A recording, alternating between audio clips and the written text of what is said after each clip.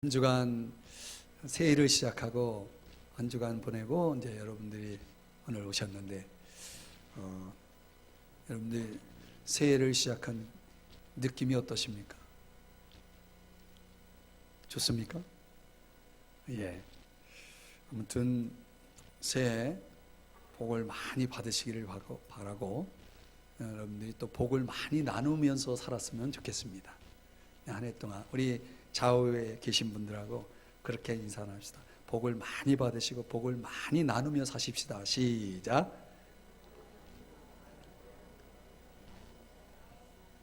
여러분들이 고백대로 되시기를 주의 이름 축복합니다.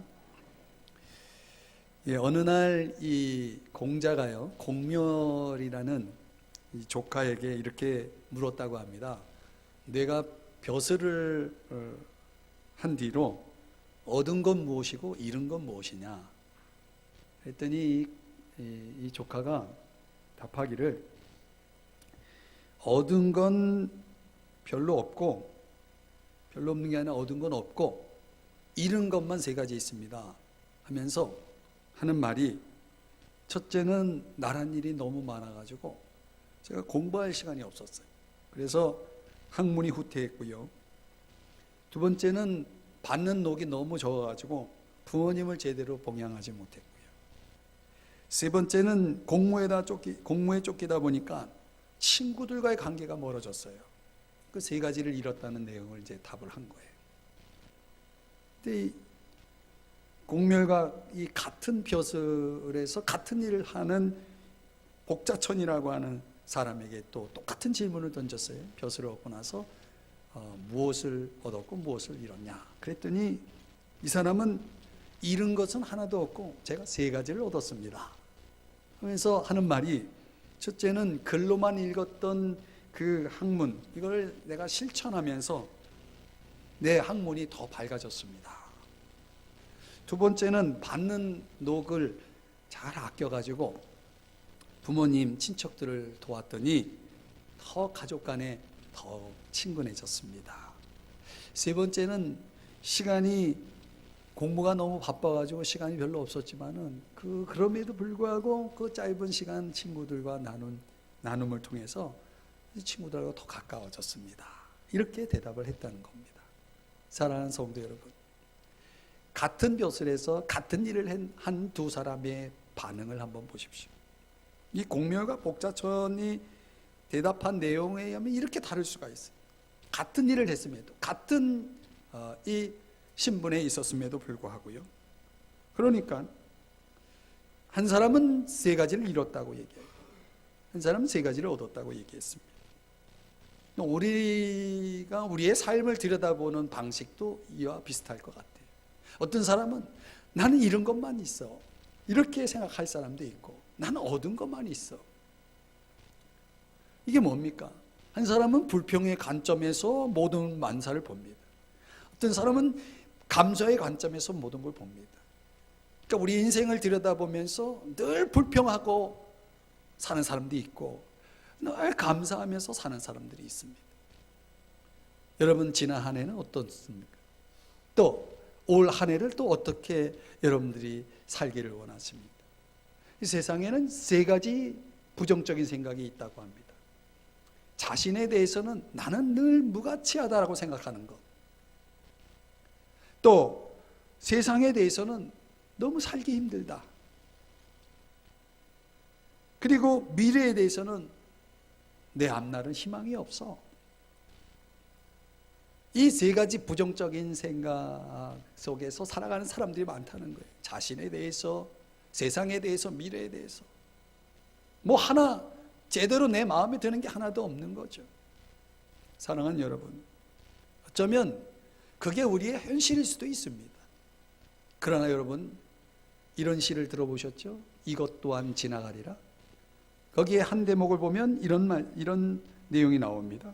큰 슬픔이 거센 강물처럼 내 삶에 밀려와 마음의 평화를 산산조각 내고 가장 소중한 것들을 내 눈에서 영원히 빼앗아 갈 때면 내 가슴에 대고 말하라. 이것 또한 지나가리라. 여러분, 모든 범사가 다 지나가게 돼 있습니다. 그러니까 우리가 살아가면서 지난 것들에 매여서 살아갈 것이 아닙니다. 새해가 밝았고 우리는 한 주간을 시작했습니다. 다시 일어서야 됩니다. 다시 시작해야 됩니다. 여러분 모두가 앞을 향해서 힘있게 달려나가시는 여러분 되시기를 주의 이름으로 축복합니다. 오늘 성경의 본문을 보면 신앙생활도 마찬가지인 거예요. 신앙생활을 늘 부정적으로 하는 사람이 있어요. 부정적인 관점에서 모든 걸 바라보고 생각하는 사람이 있습니다. 인간관계도 그래요. 좋은 것을 볼 수 있는 눈들이 필요한 것입니다. 우리가 믿음을 갖고 어떻게 보면 잃은 것들이 많아요. 잃은 것들이 있을 수 있어요. 그럼 잃은 것만 있습니까? 믿음 생활하면서 얻은 건 없습니까? 그러니까 뭘 보면서 신앙생활 하느냐가 참 중요해요. 교회에서도 좋지 않은 것만 보면서 신앙생활 하는 사람이 있어요. 뭐 교회가 완벽할 수가 없잖아요. 교회라는 것은 언제든지 문제가 있을 수 있죠. 죄인들의 공동체 아니겠습니까? 세상에 문제 없는 곳이 어디겠습니까? 그런데 그런 문제만을 보고 교회를 평가하고 문제만을 보고 교회를 이러쿵저러쿵 이야기하고 이런 사람들이 있단 말이에요. 근데 반대로 좋은 것만 보고 감사할 것만 보고, 좋은 게 얼마나 많아요. 좋은 것만 봐도 바쁜 세상인데 그렇지 않아요? 신앙생활을 할 때에도 그런 거죠. 우리가 믿음 생활을 하면서 이런 것도 있을 수 있어요. 그러나 얻은 것을 생각해야 됩니다. 오늘 성경이 바로 그거예요. 25절을 보세요. 이렇게 시작하죠. 믿음이 온 후로는, 이렇게 시작되죠. 믿음이 온 후로는, 여러분 믿음이 왔습니까? 여러분에게 믿음이 주어졌습니까? 믿음이 있습니까? 그러면 믿음이 온 후로는 그 다음에 뭐가 왔다는 거예요. 믿음이 온 후로, 다시 말하면 지난주까지 우리가 살펴본 게 어떤 겁니까? 살펴본 주제가 어떻게 하면 우리가 의로워질 수 있느냐죠. 어떻게 하면 우리가 의로워질 수 있느냐. 그러니까 의로워진 우리에게 믿음이 온 후로 우리에게 주어진 축복, 우리에게 주어진 변화가 어떤 변화인지, 어떤 축복인지를 오늘 성경이 4가지를 얘기해 주고 있어요. 그래서 오늘 설교 제목은 새로운 축복입니다. 한번 따라 하십시다. 새로운 축복. 이 새해를 시작하는 첫 주일 신년 감사주일 예배의 주제가 새로운 축복이라는 것이 오늘 또 강해 설교를 하면서 딱 아주 절묘하게 맞아 떨어지는 것 같아요. 저는 새해 여러분들이 이 새로운 축복을 누릴 수 있기를 주의 이름으로 축복합니다. 첫 번째는 하나님의 아들이 되었다는 것입니다. 여러분 따라 하십시다. 하나님의 아들. 우리가 어떤 존재인가? 우리가 하나님의 아들이라는 것입니다. 누구의 아들이요? 하나님이 어떤 분이십니까? 하나님이 창조주 하나님 아니십니까? 그 창조주 하나님의 뭐가 됐다고요? 아들이 되었다는 것입니다. 이게 정확하게 이야기하면 이 아들은 양자입니다. 휘오데시아라고 하는 단어를 쓰는데 이 휘오데시아라고 하는 건 양자라는 뜻입니다. 그럼 양자 전에는 어떤 신분이었냐면 노예였다는 거예요. 노예. 노예의 삶이라고 하는 것은 얼마나 비참합니까? 이 영적인 의미로는 죄 아래 놓여 있던 자들이, 죄의 노예로 살던 자들이 믿음으로 말미암아 창조주 하나님과의 올바른 관계 속으로 회복된 거예요. 이제 노예라고 하는 신분에서 아들이라는 신분으로 바뀌어진 것입니다. 그럼 내가 아들이니까 하나님은 나의 어떤 분이 되시는 겁니까? 아버지가 되시는 거예요. 한번 따라 하십시다. 아버지. 여러분 하나님이 우리의 아버지가 되십니다. 누가복음 또 마태복음에 보면 자기 자식이 무엇을 구하면 부모가 어떻게 합니까? 주잖아요. 그죠? 자식이 뭘 구하면 자식이 필요한 것을 뭘 달라 하면 주잖아요. 그런데 하물며 하늘에 계신 우리 아버지께서 자기에게 구하는 자에게 좋은 것을 주시지 않겠느냐, 이렇게 말씀을 하거든요. 좋은 것도 보통 좋은 것만 줍니까? 하나님은 가장 좋은 것을 주시는 분이심을 믿으시기 바랍니다. 그래서 하나님을 사랑하는 자, 그 뜻대로 부르심을 입은 자들에게는 모든 것이 합력하여 선을 이룬다는 것은 결국은 그분은 선하신 분이에요. 좋으신 하나님이에요. 좋으신 하나님.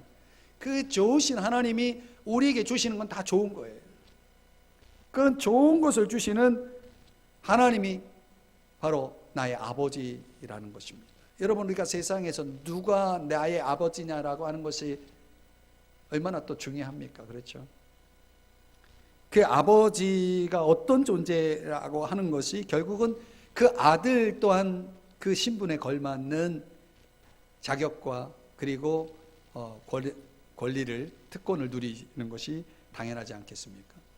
예레미야 31장 20절에 보니까 이렇게 말씀을 하고 있습니다. 에브라임은 나의 사랑하는 아들, 기뻐하는 자식이 아니냐.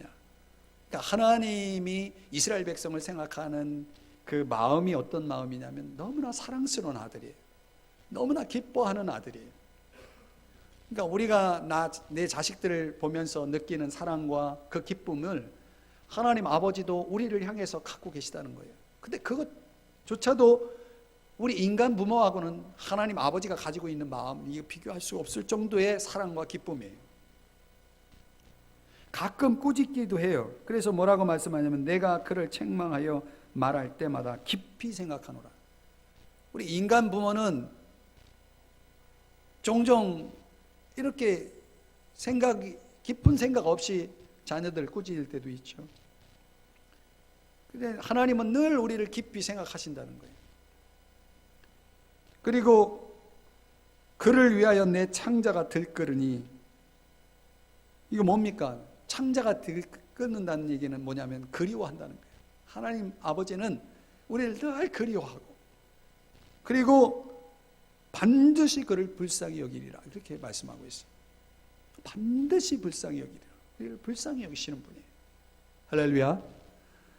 우리가 아버지로 관계를 맺고 있는 그 하나님은 우리를 위해서 늘 그런 사랑과 기쁨을 가지고, 그리움을 가지고, 우리에 대한 긍휼을 가지고, 우리를 깊이 생각하면서 늘 우리를 대하시는 분이라는 거예요.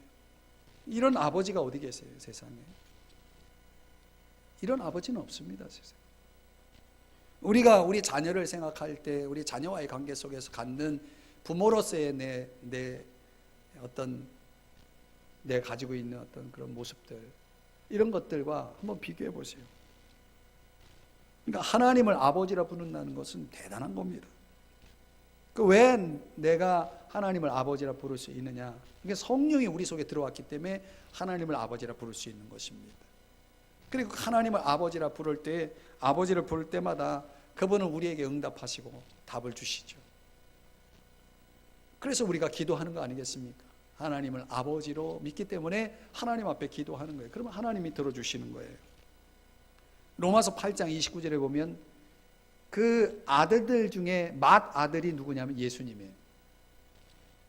그래서 우리를 아들 되게 하신 목적이 뭐냐면 그 맏아들을 본받게 하는 것입니다. 그러니까 아들 중에도 좀 나은 아들이 있고 좀 부족한 아들이 있잖아요. 근데 최고의 아들, 가장 완벽하고 가장 모델적인 아들이 바로 예수님이라는 거. 그 예수님처럼 우리가 변화되어지는 그런 아들들로 되어져야 되는 겁니다. 그래서 오늘 휘오데시아라고 하는 이 단어는 정확하게 얘기하면 장성한 아들들이라는 뜻입니다. 장성한 아들들. 그러니까 어린 아들도 있지만은 장성하다는 것은 이제 우리로 말하면 철이 들었다는 얘기예요. 철이 들었다. 그러니까 하나님의 아들로서 살아갈 때 철없는 아들처럼 살면 안 됩니다. 그러니까 철이 들어있는 그런 장성한 아들이 되어 있는 모습, 이게 굉장히 중요합니다.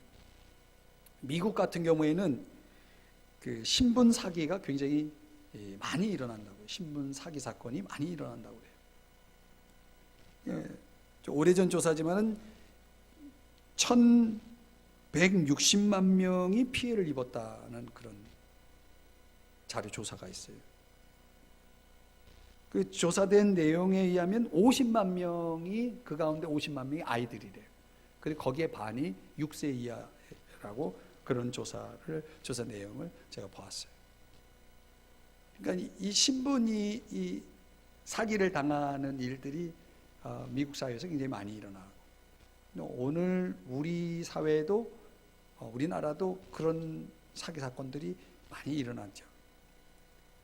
지금 하나님의 아들이라는 이 신분을 가지고 있는 우리들의 그 신분을 노리는 사람, 노리는 존재가 있는데, 누구냐?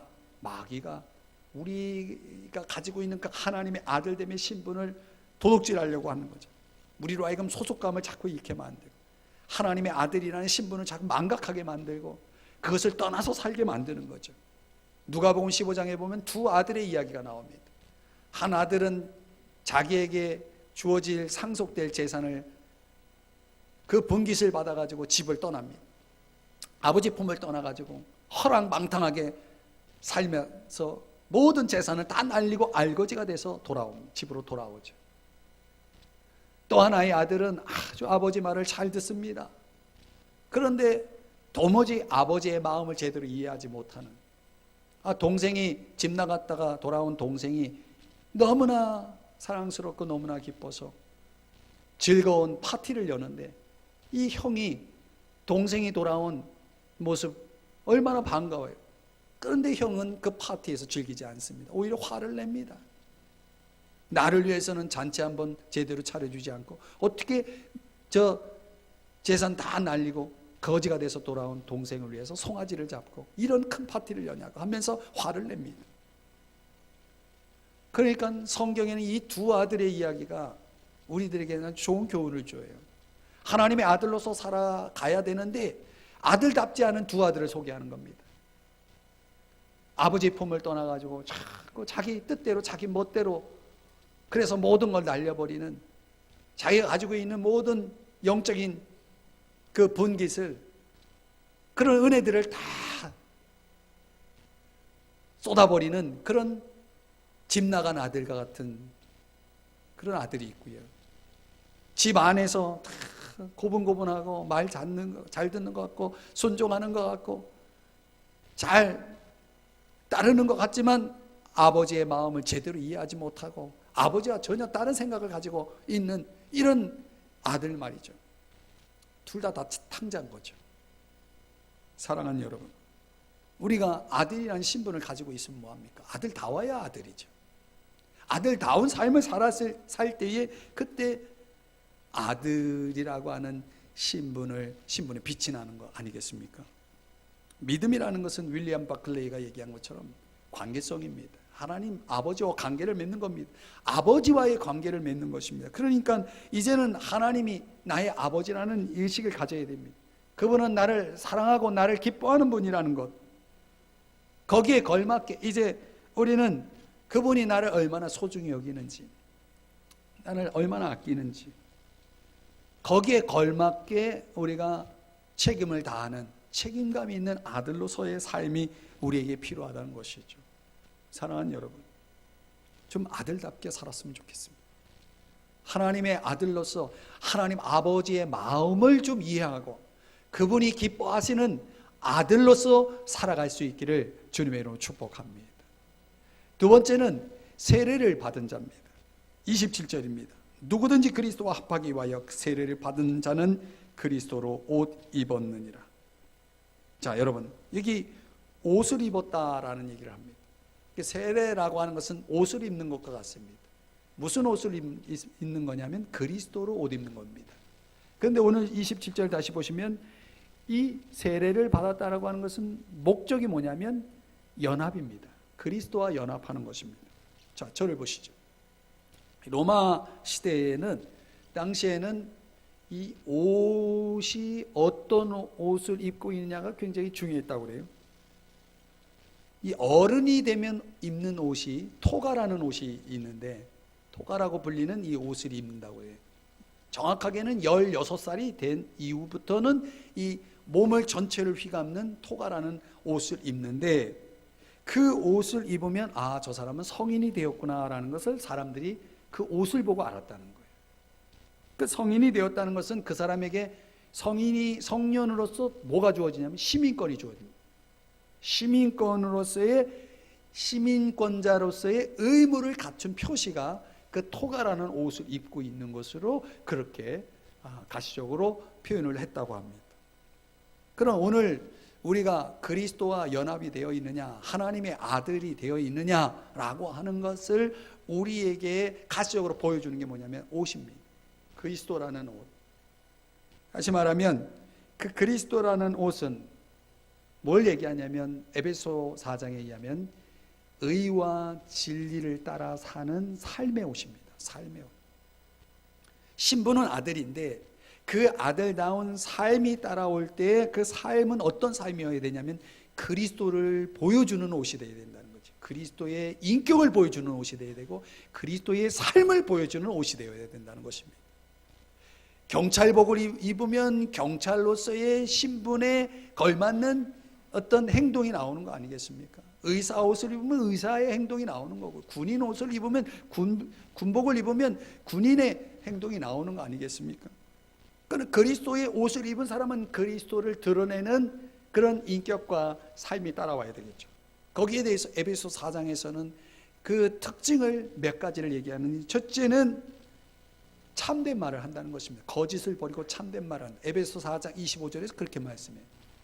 그러니까 그 사람이 그리스도의 옷을 입고 나타내는, 보여주는 삶의 가장 첫 번째 특징이 뭐냐면 말이 달라진다는 거예요. 말이. 거짓된 말이 사라지고 참된 말, 이웃에 대해서 참된 말을 하고, 또 분을 내어도 죄를 짓지 않는다는 거예요. 해가 지도록 분을 뿜지 않습니다. 마귀가 좋아하기 때문에 이 분은 그날로 다 해결합니다. 또 가난한 사람들을 구제하기 위해서 열심히 손으로 노력해서 수고해서 다른 사람을 열심히 돕습니다. 이게 그리스도의 옷을 입은 사람들에게 나타나는 특징이에요. 또 더러운 말은 입 밖에도 내지 않습니다. 그리고 덕을 세우는 데 소용되는 대로 선한 말을 해서 듣는 자들에게 은혜를 끼친대요. 벌써 그리스도의 옷을 입은 사람들의 그 언어는 은혜가 되는 거예요. 들으면 은혜가 돼요. 여러분, 우리가 그리스도의 옷을 입고 살고 있는지를 이 에베소 4장에서 설명해 주는 대로 이 몇 가지 예를 놓고 보면 결국은 그 언어 속에서 여러분 그런 거 있잖아요. 우리가 가지고 있는 신분과 그리고 우리가 삶을 통해서 보여주는, 특별히 언어를 통해서 보여주는 거 보면 분명히 입고 있는 옷을 보면은 그 신분은 맞는데 그 신분에 전혀 어울리지 않는 언어가 나와버리면 그때부터는 그 사람이 그 신분이 어울리지 않는 신분이라는 걸 알고 그때부터 인정을 안 하는 거예요. 그러니까 우리가 그리스도의 옷을 입고 있으면 뭐합니까? 그 옷을 입은 그 신분을 잘 드러내야 되는데 더러운 말을 한다든가 은혜가 안 되는 그런 말을 한다든가 거짓을 말한다든가 분을 품고 살고 있다든가, 이거 전혀 그리스도의 옷을 입고 있는 것 같지 않은 거예요. 사랑하는 여러분, 신분과 삶은 같이 다 중요합니다. 신분 없는 삶, 삶이 없는 신분, 이거 다 아름답지 않습니다. 하나님의 아들이라는 신분답게 우리의 삶은 그리스도를 드러내는 그런 삶이 따라와야 될 줄 믿습니다. 이게 축복이에요, 여러분. 그리스도를 드러내는 삶을 살아갈 수 있는 이게 축복이라는 것입니다. 여러분은 무슨 옷을 입고 있어요? 뭐 패딩 옷을 입고 있습니까? 우리가 지금 입고 있는 이 육신의 몸을 덮고 있는 이 옷이 중요한 게 아닙니다. 여러분, 진짜 중요한 것은 그리스도의 옷을 입고 사는 것입니다. 여러분에게 주어진 이 옷을 귀하게 여기시고 그 옷을 입은 삶을 보여주시기를 주의 이름으로 축복합니다. 세 번째는 하나됨입니다. 28절. 자, 우리 28절 성경을 펴고 계신 분들은 같이 함께 읽어보기 원합니다. 시작. 너희는 유대인이나 헬라인이나 종이나 자유인이나 남자나 여자나 다 그리스도 예수 안에서 하나이니라. 그리스도 예수 안에서 다 뭐라고요? 하나다. 여러분, 노예가 양자가 됐어요.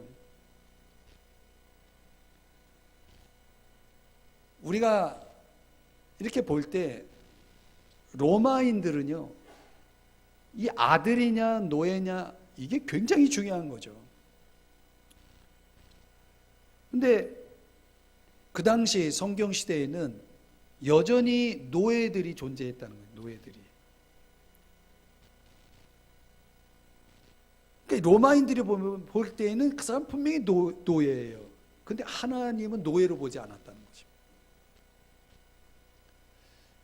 회사에 가면 고용주가 있고 고용인이 있죠.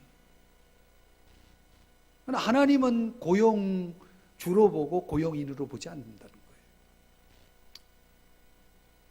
이 하나라고 하는 것은 그 당시 헤이스라고 하는 이 단어를 쓰는데 유대주의자들이 가지고 있는 소위 말하는 독선, 우월주의, 그러니까 사람을 자꾸 무시하고 깔보고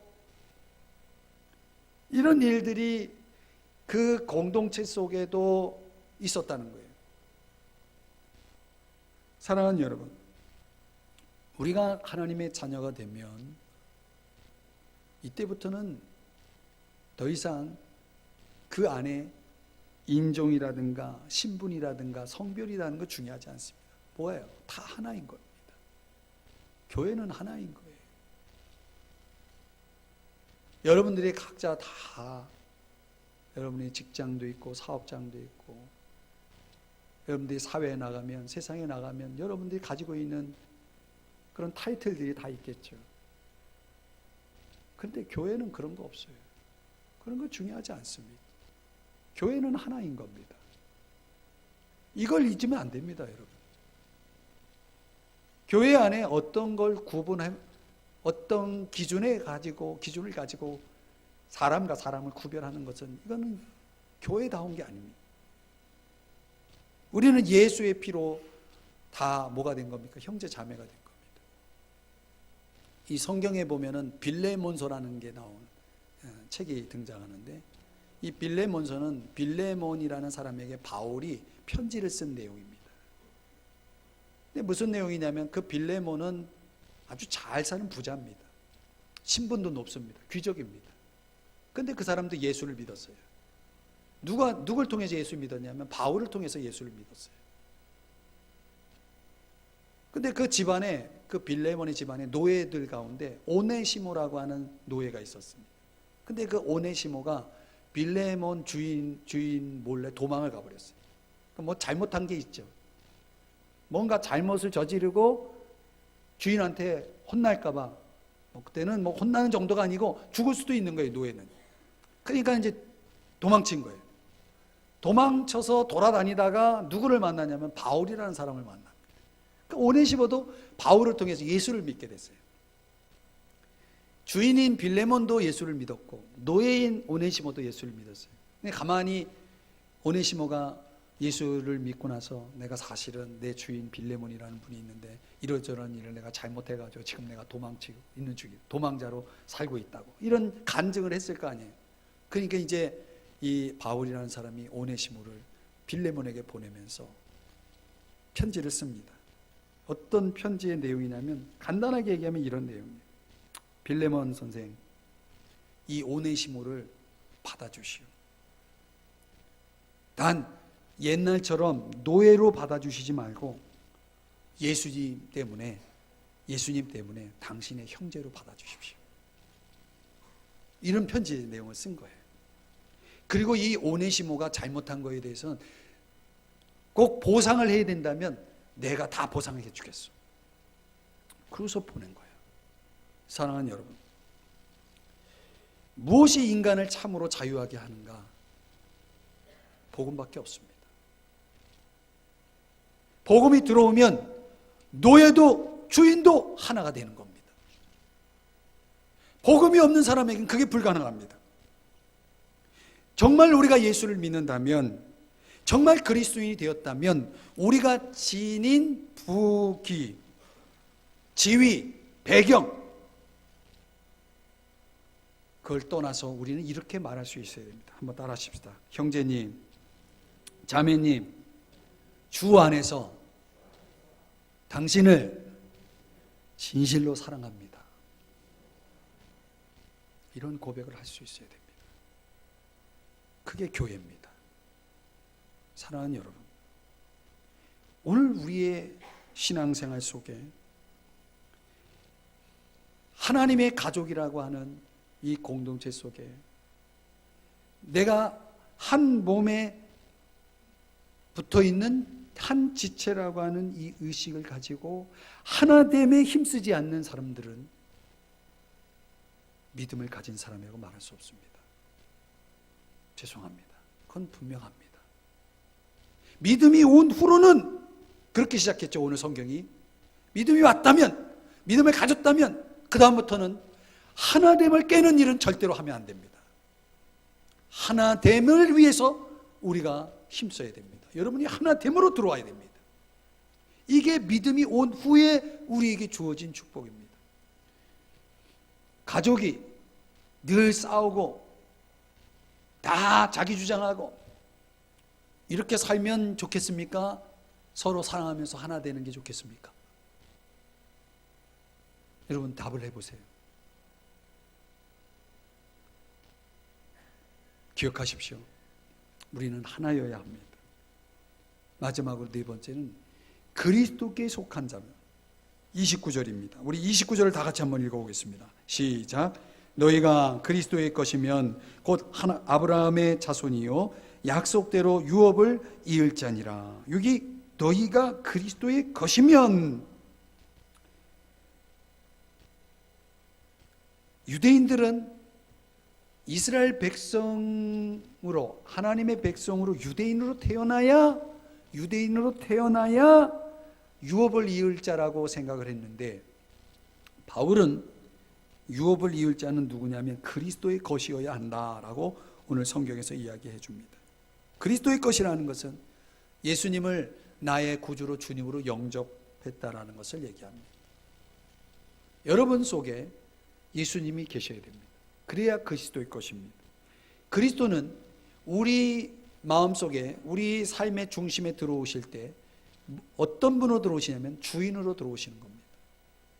그래서 우리는 그분과의 우리의 관계는 우리는 그분의 것이 되는 겁니다.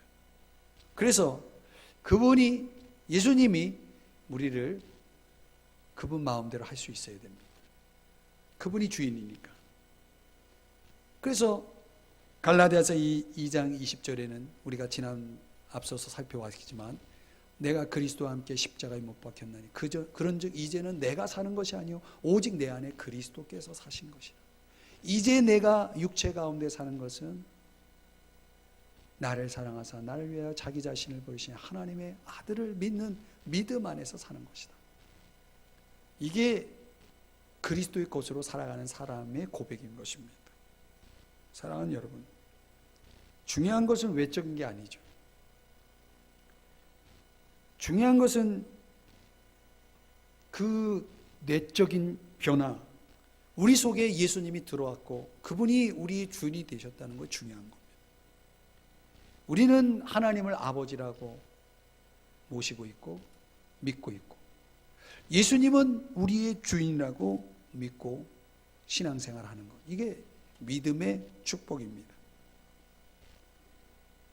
그랬을 때 저와 여러분이 교회 공동체적으로는 하나됨을 위해서 살고, 세상 속에서는 그리스도의 것으로서 주님이 여러분의 삶의 모든 것에 간섭하시고 주관하시고 여러분들을 이끌어 가시는 그런 삶을 살아갈 수 있도록 해야 한다는 얘기입니다.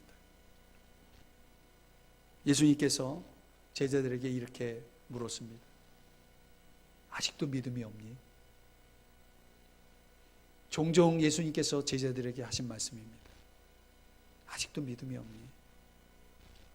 야, 내가 너희들하고 이렇게 오래 있었는데 아직도 믿음이 없니? 사랑하는 여러분, 새해가 밝았고 우리는 또 한 해를 보낼 것입니다. 올해는 좀 달라질까요? 작년하고 똑같을까요? 새해가 무슨 의미가 있겠어요, 그러면? 새해는 정말 새로워지기를 주의 이름으로 축복합니다. 아직도 믿음이 없니? 주님이 더 이상 이런 질문하지 않았으면 좋겠어요. 우리 모두가 정말 믿음을 확고히 갖고 살았으면 좋겠습니다. 아들답게 살았으면 좋겠습니다.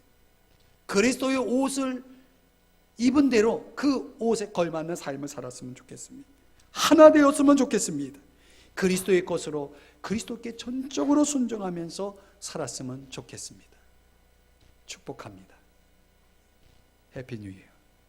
기도하겠습니다. 사랑하시는 주님, 오늘 우리가 너무나 깊이 있는 말씀을 함께 묵상했습니다. 오 주님, 여기 모여 하나님 앞에 예배드리는 우리 모든 성도님들